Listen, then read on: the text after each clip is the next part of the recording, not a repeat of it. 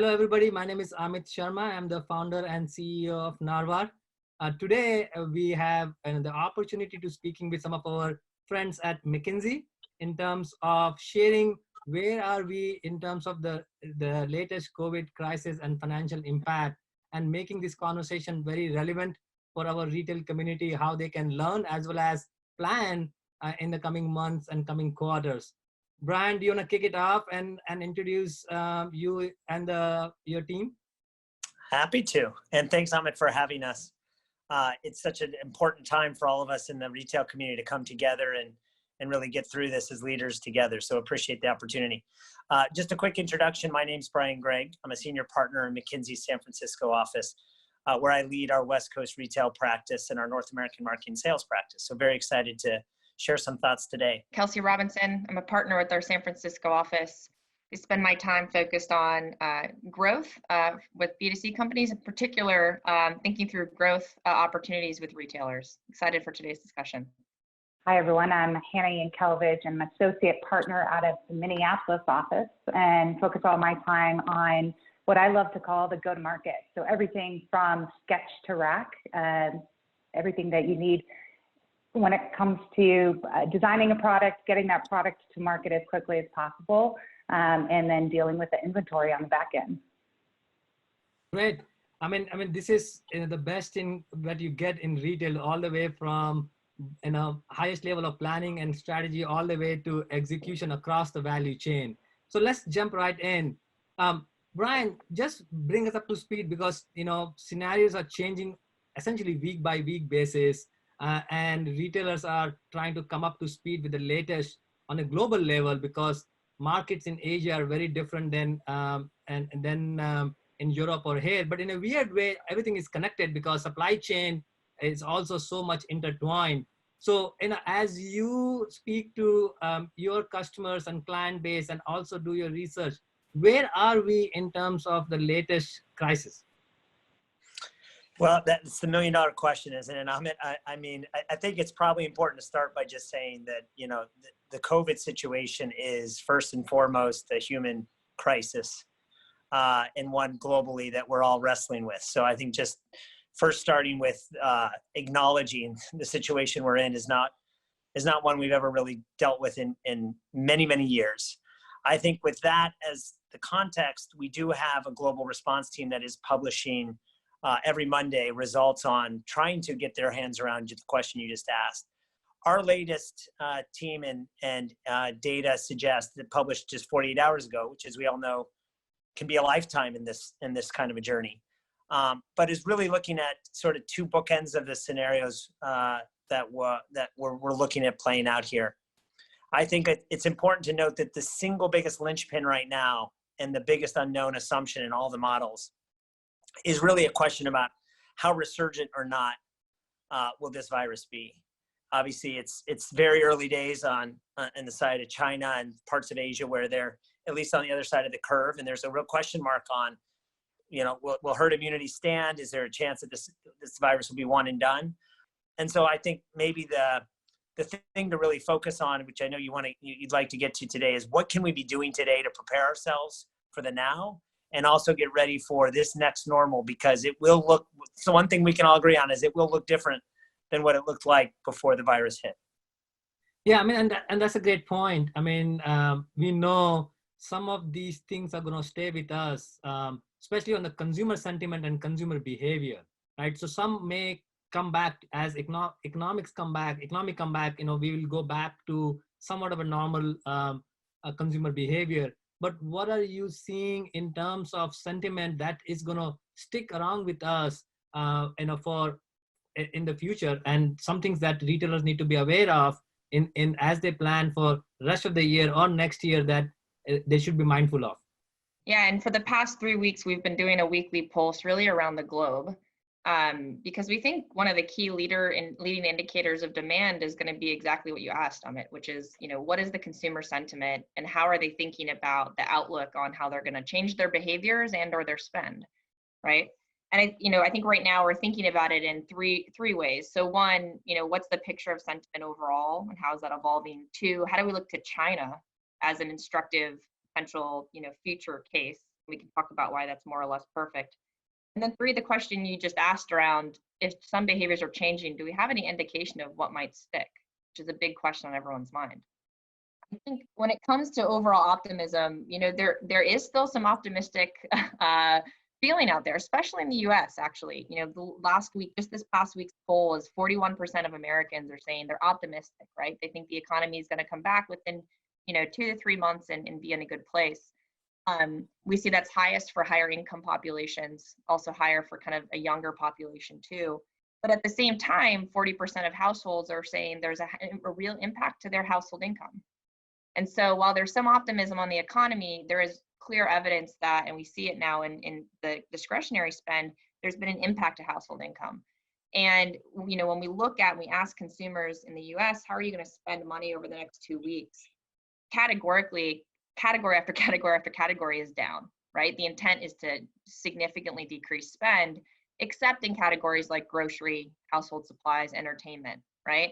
One interesting view we had is, if you believe Amazon is an indicator of demand, there are a little bit of green shoots there, right? So we see some interesting signals on outdoor and sports and beauty categories where there's a self-care at home category that could still be seen and is seeing actually a pretty positive comp compared to other categories right now on Amazon's marketplace. So that's an interesting indicator. I think if we shift to China, in the US last week, 60% of Americans said they're being careful with how they spend their money. That number is now only 39% in China. And that was a 15 percentage point difference over the course of 2 weeks. So you saw a real change as they're starting to come out of recovery in terms of how they think about, spending money, cutting back. They're more optimistic, and that optimism is translating into, potentially a demand indicator, right? You are seeing some categories like personal care, skincare, 30% of customers are saying they're spending more on those things in China. And so I think we're starting to see some really good signs. I think the question to Brian's point is, how much of an indicator is it, right? It's the best one we have, but we have to stay really close to understanding, how does, for example, in the US or the geographies, how does COVID-19 evolve? And are we on the same path as China or not, right? And so will we follow these exact same indicators? Especially if you compare and contrast Asia, China specifically with the US, the retail model is quite different. You have 2 dominant players in China, how retail and e-commerce is done. In the US is you have Amazon and potentially Walmart, and then you have a lot of these players, especially with a lot more omni-channel presence. So one is to, as you are indicating, like the understanding the consumer sentiment, and the second is that fallout of that, and how do you capture that or respond to that. But then the retail infrastructure in 2 countries or regions are quite different, and so it may have some different implications in the US as different players tend to respond to these consumer sentiments. Yeah, I think that's right. And I think, that point actually links pretty interestingly to what do we expect to stick or not. The reason being, even in China, where you have what you just described, right, with some concentration, some online players, there was a pretty high percentage of, I think it was about 25% of shoppers who said they had switched stores, their primary store, or would be that online or physical, and about a third who had actually switched brands. And because of, the realities of, in terms of convenience, availability, accessibility. And so even, in China, I think you saw a change in behavior, right, from a brand and a kind of store location perspective or store perspective. And when you ask those folks in China, we went back and asked them, our Chinese colleagues went back and asked them how many of them intended to stick with the change, which is always a hard question to answer, but again, probably our best indicator, right? About half of the ones who had switched store said they might stick with the change. And so I think, maybe not comforting, but I think what this means is there's actually quite a bit of fluid movement right now and change in terms of how customers are thinking about where they go to buy what and what brands they really trust and rely on, right? So that can be both a challenge, but also a huge opportunity right now, right? If a retailer is able to get the right products and the right service and the right offering out there, you could actually get, some great new customer acquisition from this situation as well. Yeah, and that's a great way to think about, okay, now that I'm responding to it, but how do I plan ahead on this consumer sentiment across the value chain, knowing who are our core customers or have those customer profiles, from all the way to how do you market to them, and making sure you have your supply chain operational infrastructure in place to be agile and adapt to these new scenarios that are coming out. And I know we have Hannah on the line as well, who has interest and passion and expertise on these topics. So Hannah, love to hear from you from the value chain perspective, and how should retailers think about it as these new customer sentiments are going to stick with us, so they are best prepared, at least in terms of planning, and hopefully in terms of also from the execution side of it, to respond to these new consumer behaviors. Yeah, no, it's a great question, and one that we've been having many conversations with. I'd say that change on a daily basis, right, as we continue to see reactions within the market. I think, the biggest themes that, we've constantly been coaching, I'd say, clients on for the past 18 months or so is all about agile and diversification in your portfolio of vendors, right? It's all about reducing risk in where you're sourcing your actual product from. But a lot of that stems from, right, what retailers are going to be doing right now with their inventory, right? And how are they packaging and thinking through their inventory that they have on hand. And then how are they planning on replenishing as they go into the fall, and ultimately, driving newness as we get even to the early in 2021. One of the things that we've talked quite a bit about is, what do you do with all the inventory that you have right now? In a quick poll of retailers that we've done, we estimate anywhere between 60 to 75% of spring 20 inventory will be on hand, or what we're calling leftover, due to these store closures, these rapid store closures that, I'd say every day sort of extend in terms of when those reopenings will actually happen. And the name of the game right now is really getting smart in terms of segmenting and really driving strong attribution to your current product inventory on hand, right? What do you actually expect to sell? What can you hold and actually carry forward into the fall? And then ultimately, right, what are the ways that you can either liquidate and or push through your existing inventory, whether that be, mid-season sales or flash sales, which we're seeing very prominent right now through the online channels. But also getting smart, right, about, do you hold back a portion of your inventory and do flash sales later in the year, right? Do you do exclusive product drops, say, for example, to bolster your Black Friday product offerings, right? Or do you offer them as wholesale exclusives, right, to some of your wholesale partners? All of these decisions that you're making now on your spring leftover inventory, right, then has implications that roll over into your back half of the year, your fall and your holiday inventory that you're thinking about, right? Ultimately, a lot of that has been locked in, and what retailers are scrambling to do, which I'm sure a lot of our listeners are thinking about, is, right, what is the rate at which they should be canceling these POs or these purchase orders that they have in flight. And what we're seeing across the board is that, roughly 40 to 60% of POs for the fall are being canceled. And rapid evaluation, again, from a very strategic segmentation of your product or your assortment mix, both intra-category as well as inter-category, to understand, right, what is the right recurring items that you should be replenishing and or not replenishing because you have leftover inventory from the spring, but also how are you balancing on buying into, right, that newness or that innovation that the consumers are still going to want, right, in fall and holiday, likely at a lower volume, but they're still going to be seeking that, right? And then ultimately, right, how does that then carry into, right, how you're designing or thinking about your spring 21 inventory? A lot of retailers right now are either concepting or, reviewing protos for, or samples for spring 21. And a lot of questions that we're asking right now is, or that we're getting right now is, how do we think about that, right? Do we put them on hold? Do we completely pause? And again, going back to the point of, it's all about segmenting your assortment mix. I think the one key opportunity for a lot of retailers right now is reevaluating that long tail, right? It's been a constant conversation that I've had with retailers for quite some time on helping to reduce the complexity within their within their value chain, within their supply chain, that oftentimes creates these really long lead times. And it's a great opportunity to really dig deep into that long tail at a style and even down to a style CC or a SKU level, right? And making some what were historically tough decisions on, cutting that long tail to reprioritize. This is a great opportunity for folks to do that. There's a lot of other levers that we're seeing retailers take action on or start to ask themselves those hard strategic questions, right? Where it comes to the design process, right? I think one of the things we've been encouraging, I'd say for quite some time is to work in this capacity.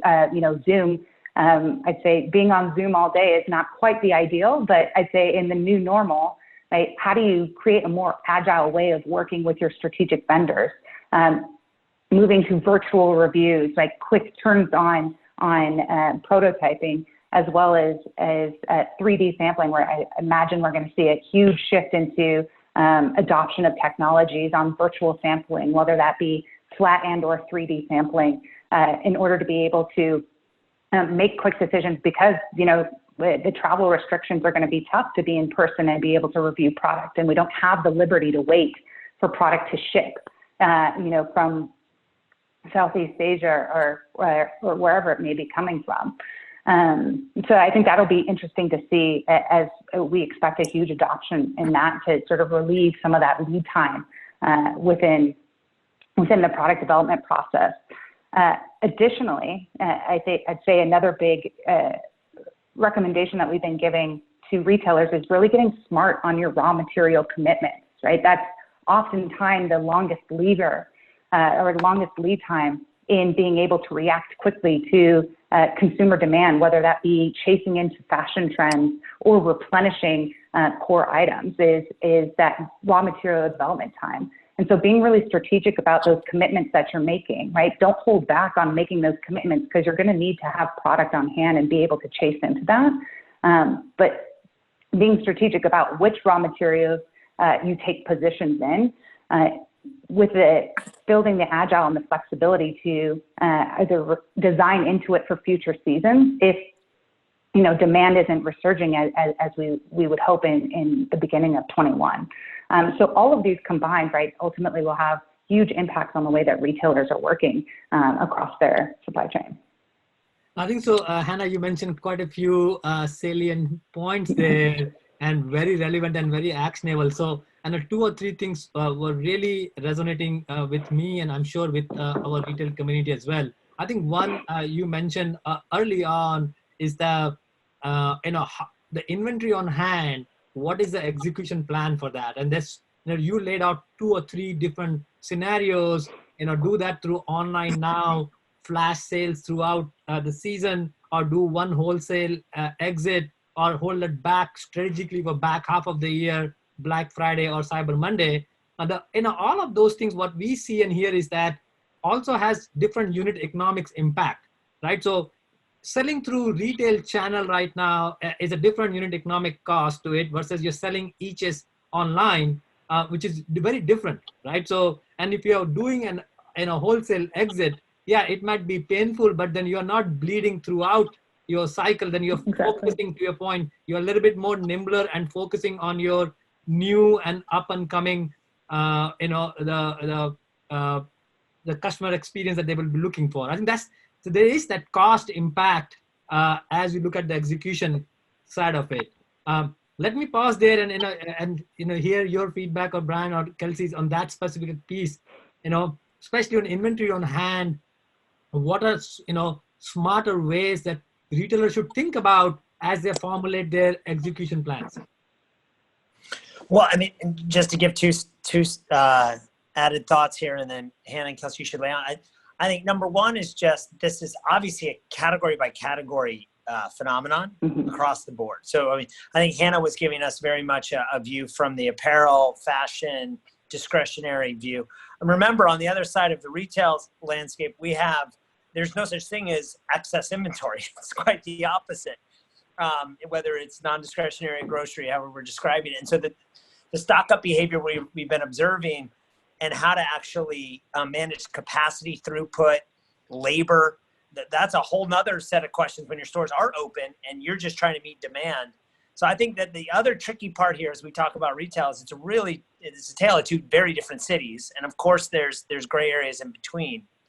So that was just point one. I think point two, to your very specific question about how to manage inventory on hand and how to think about that. We've seen, to Hannah's point on Agile, there's almost no better moment in time to change your operating model than now. And so this idea that we're seeing strong, courageous leaders taking this chance to say, okay, guys, we are on Zoom. And geez, we're not in an environment where we can predict next week's demand curve. But what we do differently, and using this as a chance to set up inventory war room settings, where we have cross-functional members meeting every morning, 9 to 9:15 a.m. to do stand-ups huddles, to really plan out the next week or two, to actually not worry about the calendar getting in the way of making decisions. And that's been, I guess, if there's a silver lining in the environment we're in, that's been a really nice thing to see. And so I think the answer to your question isn't so much about what they're doing, but how they're doing it. I think the how story is a powerful one. And maybe Kelsey or Hannah, you can elaborate on some of the what's we've been seeing as well. I think maybe just one thought to add on is not only has the agile operating model never been more important, but the granularity of decision-making and thinking through where we see demand. So, even, Brian described the spectrum of from less to more discretionary, right? Where you're going to have very different patterns in grocery and household than you will in apparel and footwear right now. But even within apparel and footwear, where it's very discretionary, right? The pockets of an individual brand or retailer's inventory in hand it's a diverse collection usually, right? And so how do you actually disaggregate that, match it up to demand, and think about where are the demand signals for what's actually selling? Where are there green shoots? How do I stay steady on some of that? And then how do I disaggregate the rest and actually think strategically about the decisions, right? It's not a blunt instrument, right? Never has it been more important to take some nuanced decisions on actually thinking through a couple of different options that Hannah laid out for us. Right. I think the best way, my takeaway here is that it's not just the execution, but Brian and Kelsey, as you mentioned, three things.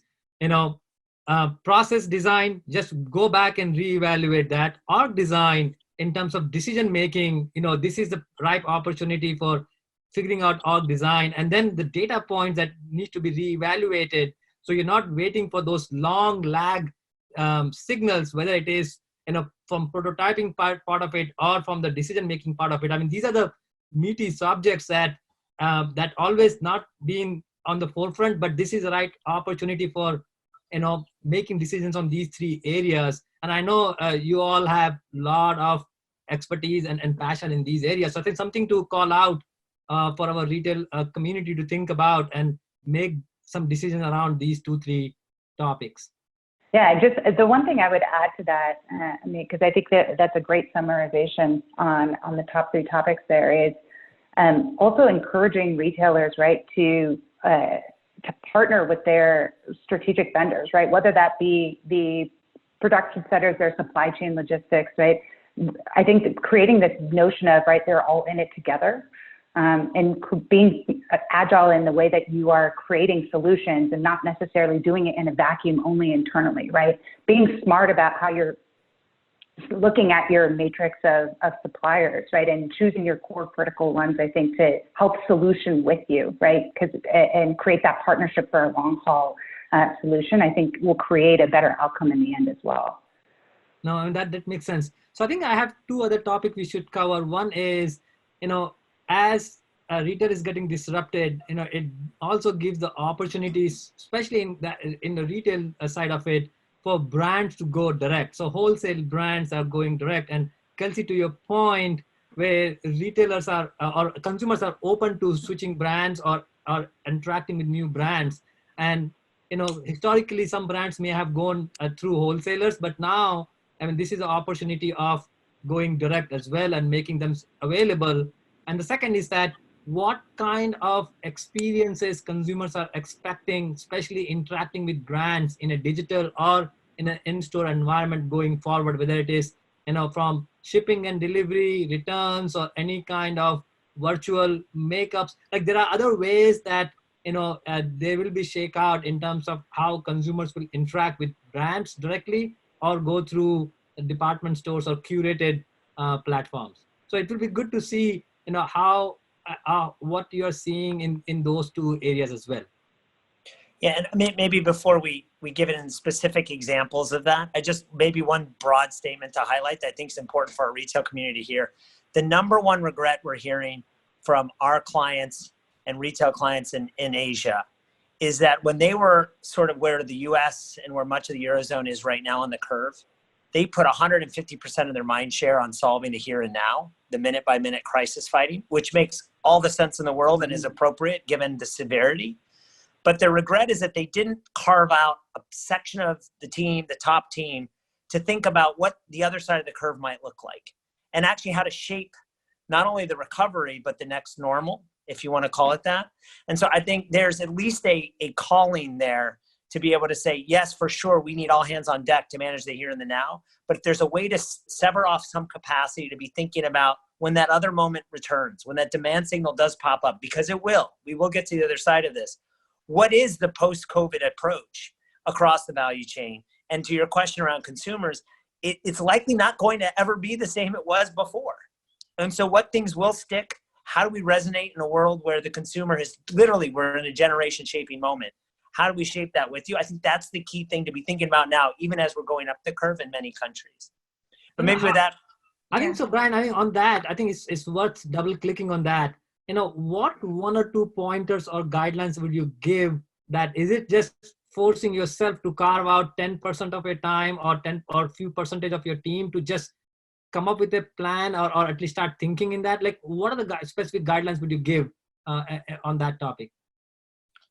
Yeah, I can start, but I definitely don't want to skip your other question because it was as equally good. And Kelsey and Hannah have seen a lot of this too. But just looking at some of our clients in the Asia Pacific region, I think the two or three things we're hearing. Yeah, number one is for sure, let's find a group of executives who can spend real time thinking about the post-crisis environment and actually helping to plan and prepare for that recovery time. Whenever it happens, it's going to happen, and we should be aware of it.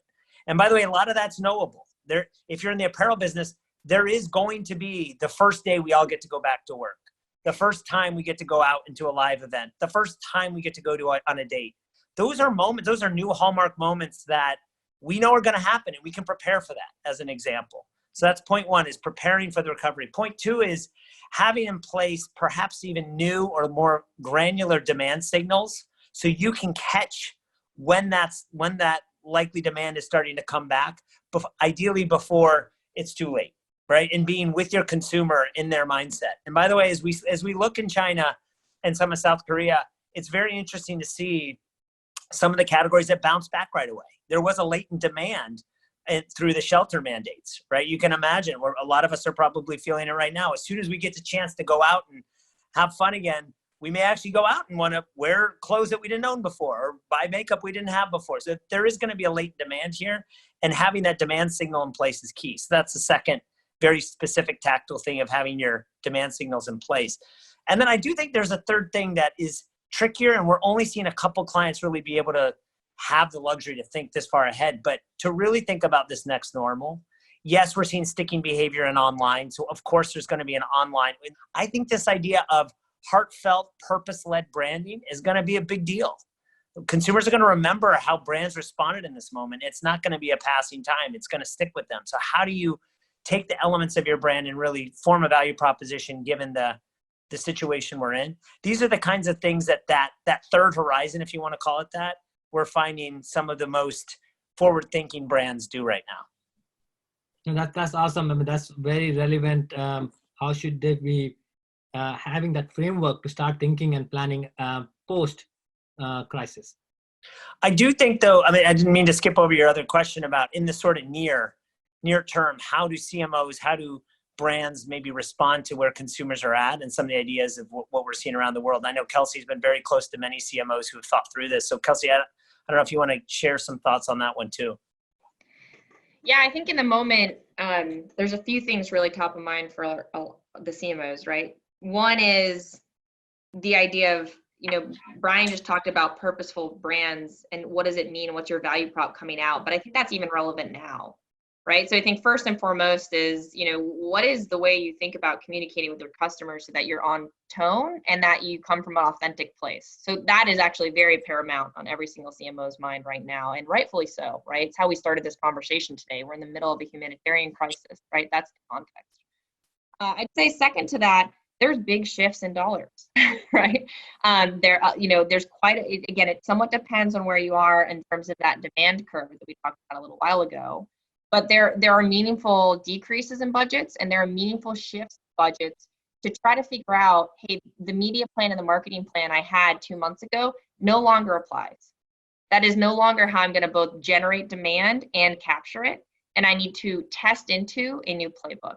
And so what the leading companies we're seeing do is not just cut some spend to chop some, branches off the tree because everyone's tightening the belts a little bit, but actually figuring out how do I kind of rebuild my media plan right now and test into what's working in this new normal, right? So I'd say that's really the second area.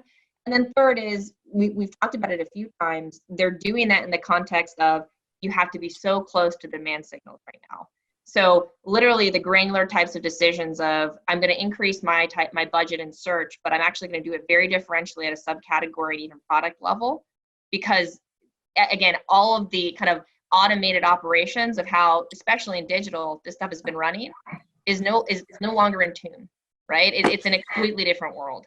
And so really digging deep on the third one, and we've talked about that a few times, is not only important now, but in the future too. I think going back to the question also in the horizons Brian painted on what's next, we did have, really great conversation with some of our leaders in Asia earlier this week. And, they pointed to a couple things that, should be very top of mind. What is the game plan for when stores reopen?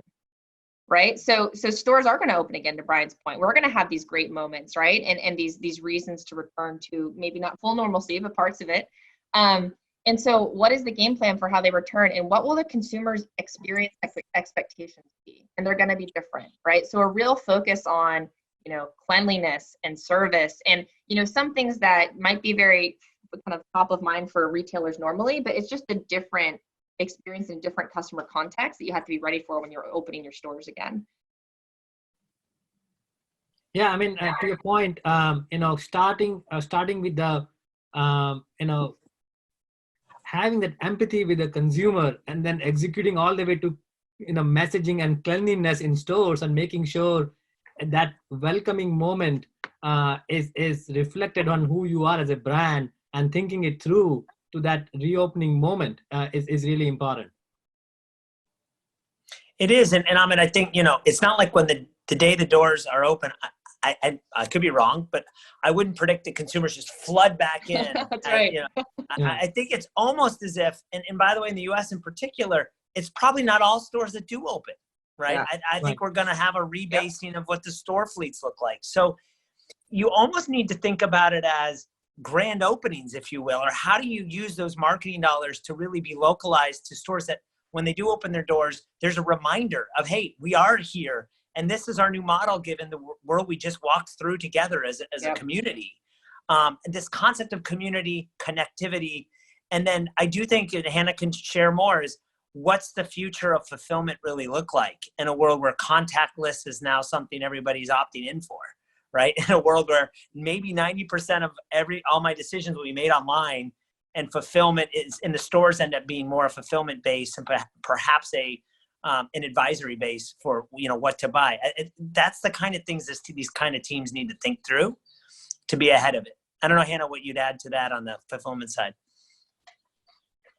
Yeah, I mean, I think, there's been a constant conversations around speed, right? That's always been a big portion of how retailers are thinking about their supply chain. But I think ultimately being able to react to what consumer demands are is going to be critical. And then ultimately, right, how are they going to actually acquire that product, right? There's a lot of notions around doing, drop ships directly to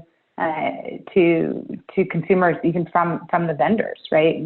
Versus even going through a DC, right? In terms of really trying to cut down the time in which expectations, I think consumers are feeling the lag right now, given all of the complexities in the shipping and the demand that there is there online, is that they're going to want immediacy. especially as things start to reopen. Consumers really like to touch and feel the products, right? That's why they still continue to go into the store to this day, right? So how can you engage with them in different ways and give them more of an endless aisle in person to really step change the way that they're shopping and have lacked for such a long time. But then ultimately thinking through, right, what is the right way to still continue to engage them from a shopping standpoint in a safe and secure way, given the new sentiment. No, I mean, these are all tremendously helpful and really critical points where these would make or break companies and create opportunities for brands and retailers in years to come. I think I mean, this is really been very helpful to me and hopefully to our retail community. And I know, Brian, you mentioned that and the McKinsey team is working really hard to capture all these sentiments and putting up on your website, which retailers can take a look and learn more and see how that could be relevant for them. So probably we'll share with the group and the areas for various topics that they can go and research and reach out to your team whenever it's relevant or applicable. Yeah, that's right, Amit. We're, as everybody is at this point in time, trying to be as helpful as possible so that we all get through this. And we're doing that through what McKinsey does best, right? Data and analytics, insights, and trying to provide the retail community as much information as humanly possible. Great. I mean, you're the best. Thank you so much, Kelsey, Hannah, and Brian, for taking the time and sharing your perspective with us. Thank you so much. Thanks for having us. Thank you. Thanks, Amit. Thank you.